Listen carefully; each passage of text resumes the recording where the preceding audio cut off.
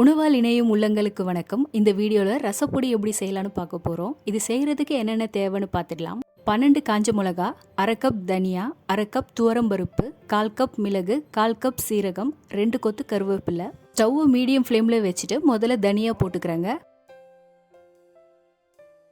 இதை 1 நிமிஷத்துக்கு வறுத்துக்கலாம்.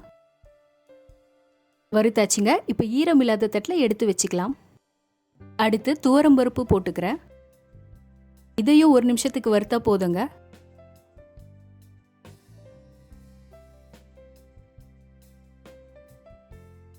எடுத்து வச்சிடலாம். இப்போ மிளகு போட்டுக்கிறேன். ரசப்பொடி செய்கிறதுக்கு எல்லாத்தையும் ரொம்ப நேரம் வறுக்கக்கூடாது, சூடாகிற அளவுக்கு வறுத்தா போதும். சீரகம் போட்டு இதையும் வறுத்துக்கலாங்க.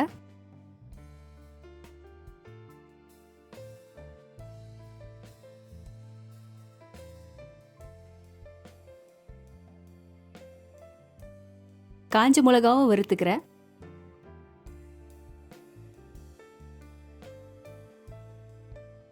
லைட்டாக வறுத்ததுக்கு அப்புறம் கூடவே கருவேப்பிலை சேர்த்து வறுத்துக்கலாம். நான் ஏற்கனவே காய வச்சிருந்த கருவேப்பிலை யூஸ் பண்ணுறேங்க. நீங்கள் ஃப்ரெஷ்ஷான கருவேப்பிலை யூஸ் பண்ணுறதா இருந்தால் தனியாக வறுத்துக்கோங்க.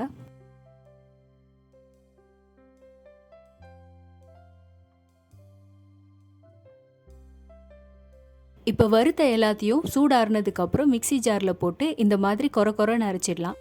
அவ்வளோதாங்க, ரசப்பொடி இப்போ கமகமன்னு ரெடி ஆகிடுச்சு. இந்த ரசப்பொடியை காற்று போகாத ஒரு கண்டெய்னரில் போட்டு தேவைப்படும் போது யூஸ் பண்ணிக்கலாம். இதை நீங்களும் ட்ரை பண்ணி பாருங்கள்.